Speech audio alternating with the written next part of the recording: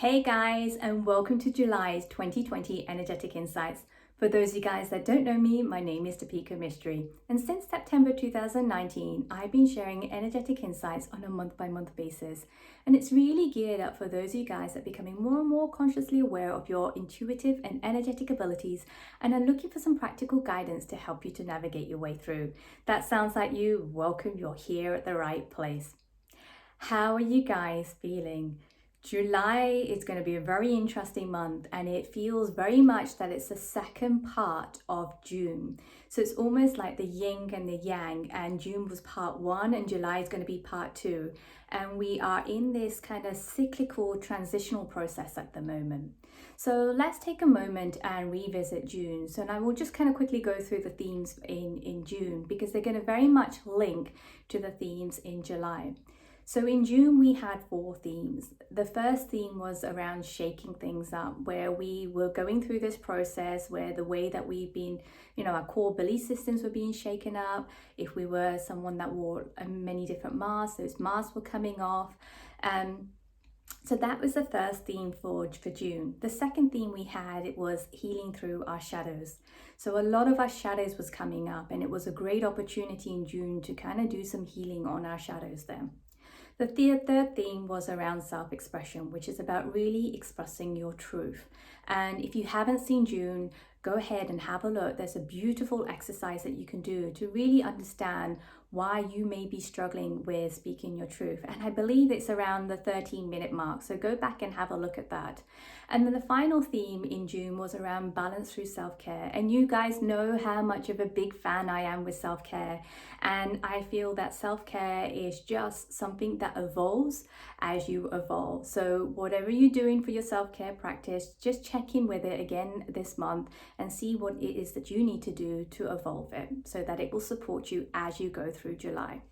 So let's move on to the first theme for this month, and I've termed this starting over, and I very much feel that this is the second part of the first theme for June, which is around shaking things up. And this is a transitional process where we're actually moving from the old to the new, right? So this for some of us will be, letting go of our old way of thinking, our old way of feeling, our old way of doing things, and moving to a new, more creative way of thinking, doing things, and feeling things. So it's really about that transitioning and moving from one to the other. Here's the thing though with this, that for some of us, it's going to be really, really exciting because it's something that we've been craving. We're so sick and tired of the old. But for many of us, it's going to be quite fearful in some ways because it really requires us to trust, because there isn't a roadmap in terms of this transition. How do you get from the old to the new? It's not written out. It's something that comes with trust.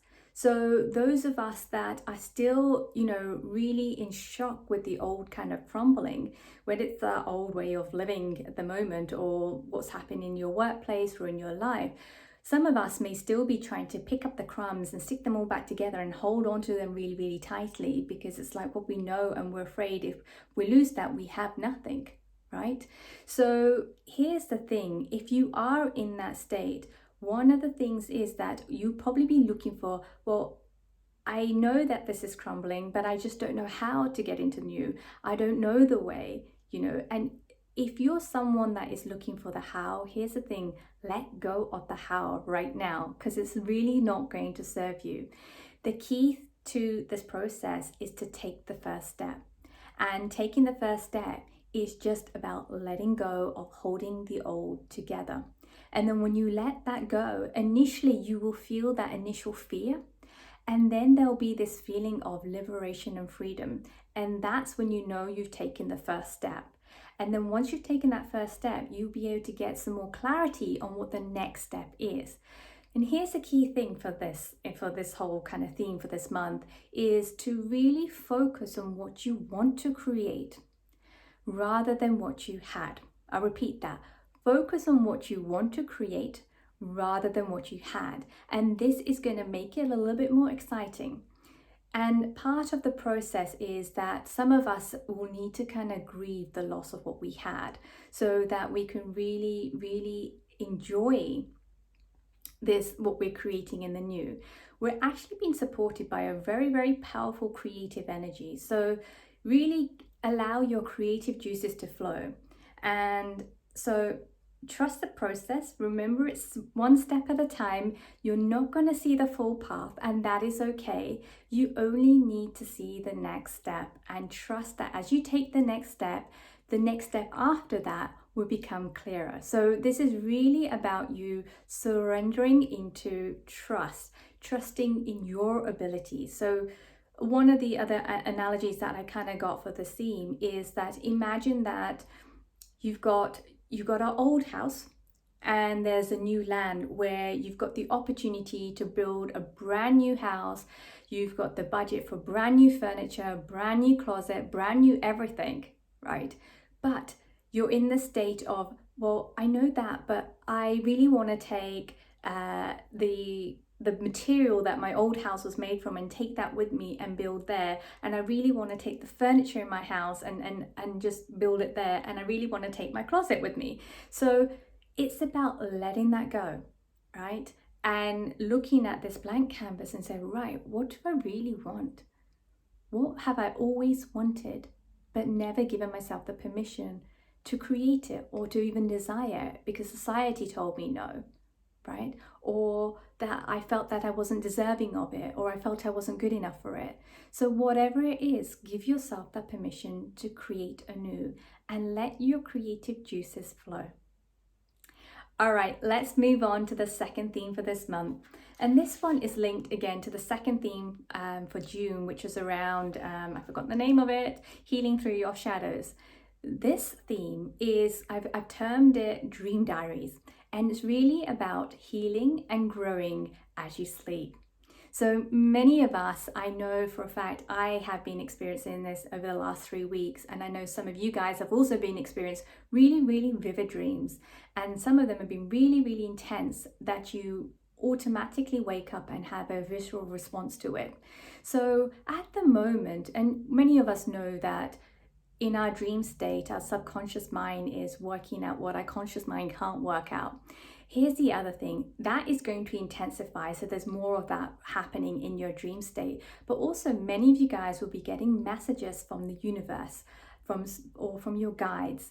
And some of you guys, if you are struggling with a problem in your waking life, you're actually going to find that you're going to be able to resolve that problem in your sleep state. So this is really, really, really exciting.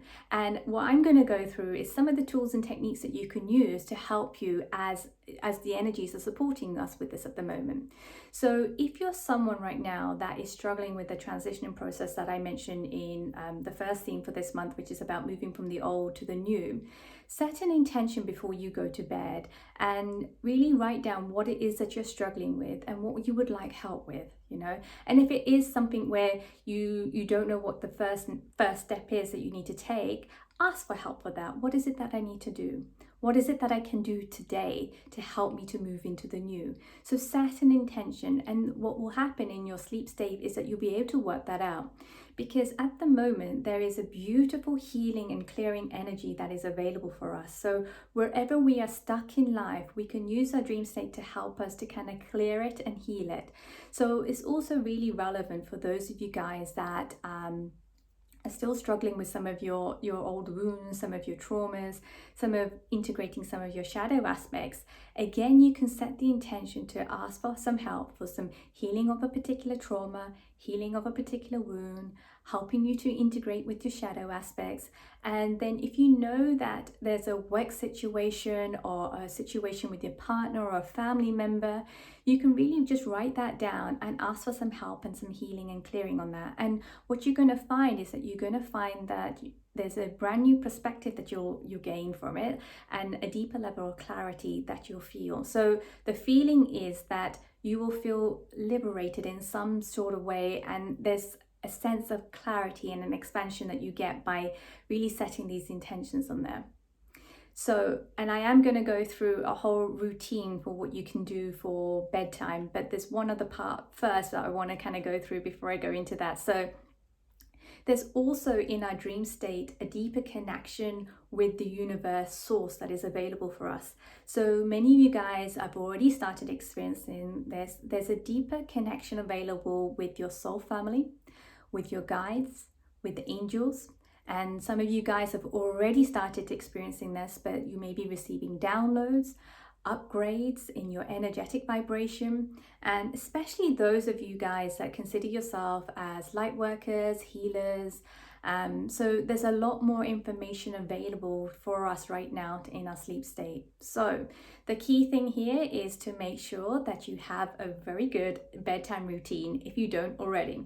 So here's a couple of things that I've already started to do, and I thought I'll just share some of that with you. And I found that this is quite helpful. So first off, start off by clearing the energy in your room. Whether it's using incense, whether it's using sprays, whether it's using crystals, you will know best how to do it. And some of you guys, it may just be simply opening the windows and just say, hey, clear all the negative energy and welcome in some fresh new energy in there.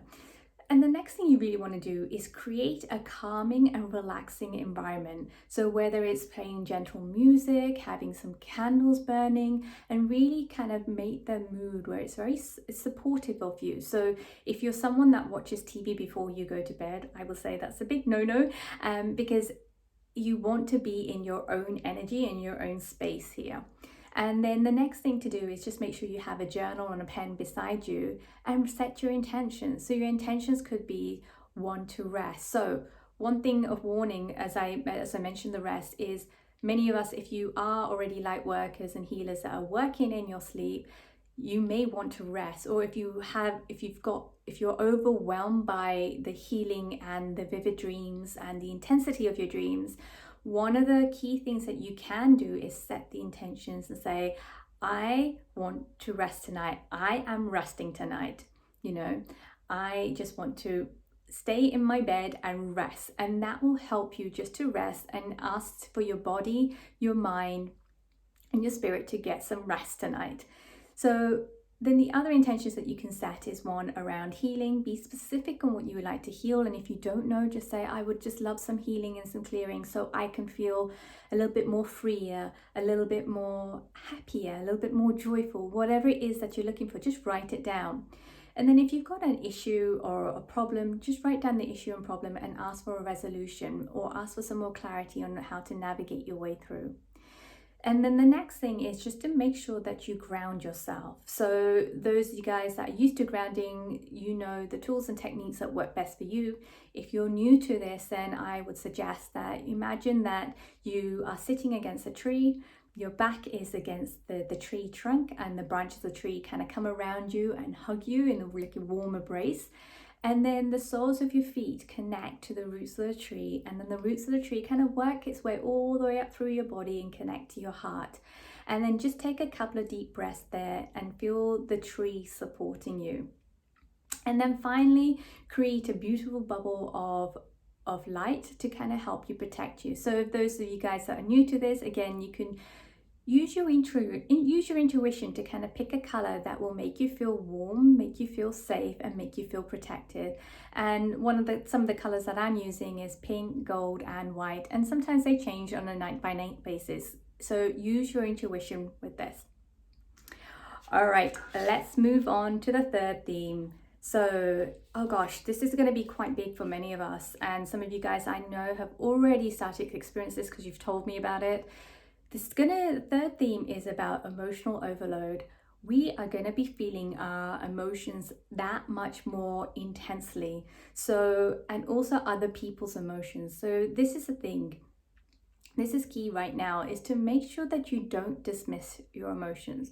Don't shame it. Don't box it up. Don't punish yourself for feeling your emotions intensely. It's about being kind to yourself. So you're actually going to go into another deeper level of self-care, self-love by creating a kinder dialogue with yourself as your emotions kind of come up. And try to seek to understand your emotions, right?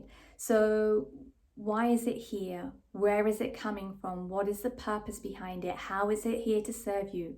Be present with it. It's very easy for us to kind of dismiss it. You know, it's very easy for us to feel something and project it onto someone else, or say, well, that's not mine, that's somebody else's emotion, or I don't need to deal with it. Or we think our emotions, so we feel something and then we think a story around it. So be mindful if you're someone that has a tendency to do that. That's why really it's if when you start to name your emotion and start to create a dialogue with it, the healing process of that begins. And what that allows you to do is to accept the emotion, to love it, and become friends with it. And when you do those three things, the emotions can work its way through you, and you will be liberated of that emotion. And there will be this feeling of greater sense of clarity, greater sense of peace, and a greater sense of calmness. So really allow those emotions to work its way through you. So whatever it is you're feeling, let it be and be with it. All right, and the final theme for this month is create space for some quiet time. Oh gosh, I think we're all going to need a bit of this with so much that is going on. So this quiet time is going to be really, really important for a number of different reasons, because we're going to be feeling so much emotionally. We need to be able to create some space to be allow ourselves to feel whatever it is that we need to feel. And there's a lot that our mind's going to need to process as well. So by creating the space, we can allow ourselves to think through things, because that's what we're used to doing. And I think we need to give ourselves the space to do that. I know a number of you guys are busy mums with full-time job as well. So those of you guys might find that your quiet time is going to be a quick 5 minutes locked up in the bathroom. And I know that that's many of you guys' reality, but if you can do that, make sure you do that and give yourself space to have that quiet time. And I think those of you guys that can only get 5 minutes, take some deep breaths. And imagine that your breath is coming up from the soles of your feet and it's coming up all the way up into your head. And then as you exhale, just imagine that it creates brand new space and it expands you. So you're kind of shifting the energy that's in your body, your mind, and in your emotions. So you're using your breath to kind of shift it. And I think that's one of the quick and powerful tools that you can use in quiet time. For some of you guys, it will be sitting in nature, walking in nature, allowing, you know, your emotions to work its way through you, allowing your thoughts to come in and out of you. Others will be journaling, which is another great way of kind of getting your emotions and your thoughts, you know, moving through you.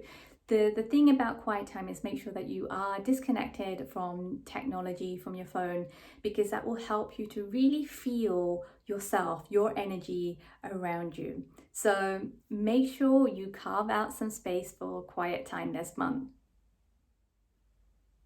So I hope you enjoyed this month's insight. Feel free to comment below and share this with your friends, your family, and your colleagues. If you're watching this on YouTube, give us a thumbs up. And if you are watching this on Facebook or Instagram, give us some love. So before I close today, I just want to quickly share that I'm running the July Energetic Alignment Series on the 12th, the 19th and the 26th. It's taking place at a new time this month at 10 a.m. PST, 1 p.m. EST and 6 p.m. BST. So if you are curious or you're thinking about joining this month, check out the link below and I hope to see you there. Anyway, take care and I will see you once again next month. All right, bye-bye for now.